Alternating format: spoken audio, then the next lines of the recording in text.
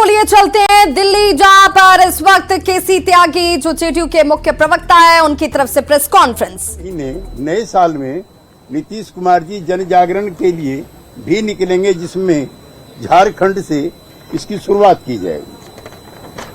Number 3, संसद के शीतकालीन सत्र में जिस तरह से संसद की सुरक्षा के महत्वपूर्ण सवाल उठाते हुए सांसदों को निलंबित किया गया है, वो अफसोसजनक है, शर्मनाक है और ऐसा भारतीय लोकतंत्र में इस तरह का कभी नहीं हुआ, इसकी भी निंदा की गई।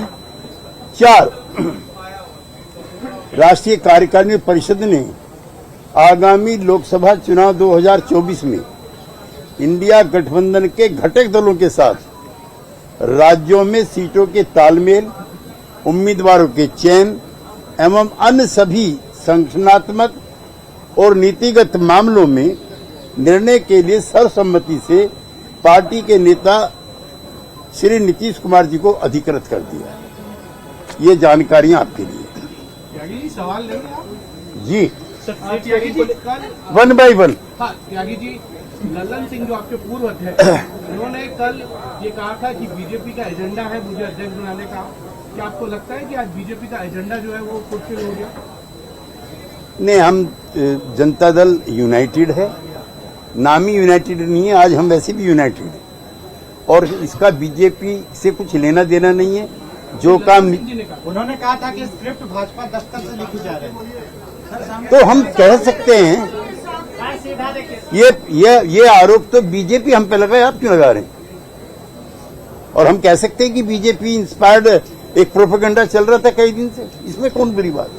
पूरा हो गया वो? नहीं, उनको निराशा हुई। त्यागी जी, क्या फिर से जेडीयू एनडीए के साथ जा रही है? इस तरह की कयास लग रहे हैं। इससे कैसे क्यास लगा सकते हैं? क्योंकि ललन सिंह को हटाया गया। आपकी इच्छा हो सकती है ये।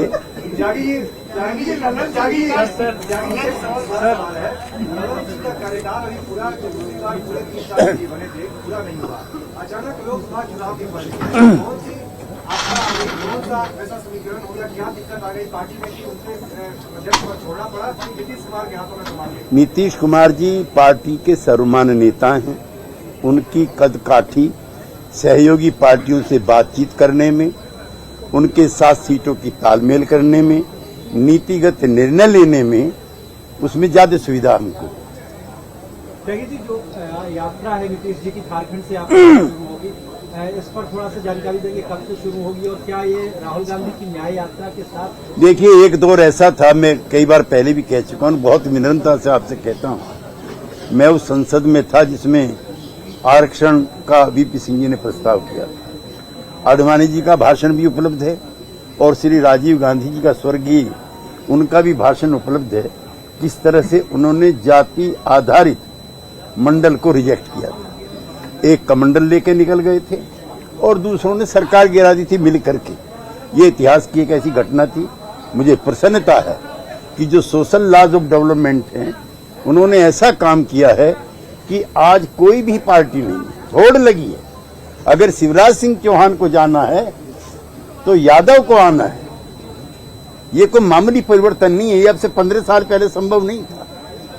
ये अटल जी की पार्टी में संभव नहीं था, ये इंदिरा जी की पार्टी में संभव नहीं था, लेकिन आज ये कांग्रेस पार्टी भी और बीजेपी दोनों की ऐतिहासिक मजबूरी है कि जो सोशलिस्टों ने एजेंडा तय किया था, जो वीपी सिंह ने तय किया था, कर्पूरी ठाकुर ने तय किया था, सारी पार्टियां उस पर चलने के लिए मजबूर है।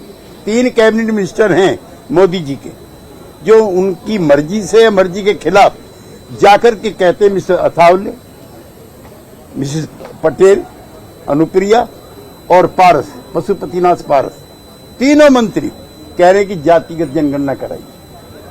एक पार्टी नहीं है सहयोगी पार्टी, एक भी दिल्ली से लेकर के कलकत्ता तक जो नहीं कह रही है। तो ये हमारे विचारों की सबसे बड़ी जीत है। और इंडिया गठबंधन का जो एजेंडा है, इंडिया गठबंधन के जो मुद्दे होंगे, उसमें सबसे प्रमुख मुद्दा जातिगत जनगणना हम कराएंगे अगर हम सत्ता में आते हैं तो।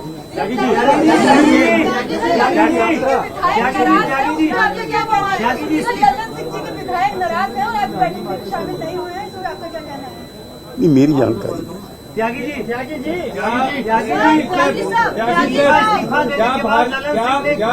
इस्तीफा देने के बाद ललन सिंह ने कोई अपना कोई वक्तव्य रखा? हाँ, वक्तव्य दिया है उन्होंने। क्या कहा है उन्होंने कहा है कि जो प्रचार और प्रसार पिछले एक सप्ताह से किया जा रहा था,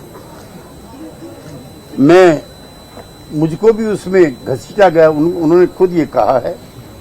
और जनता दल यूनाइटेड का एक एक वर्कर इंडिया गठबंधन को मजबूत करने के लिए और भारतीय जनता पार्टी से लड़ने के लिए तैयार है। नाराज है, वो बैठक में नहीं आए। कौन सा नाम बताइए दो लोगों का? सुनील कुमार पिंटू जी नाराज है, वो बैठक में नहीं आए। इस पे आपका क्या कहना है? नहीं, मेरी जानकारी इतनी बड़ी चीज की मुझे जानकारी नहीं है।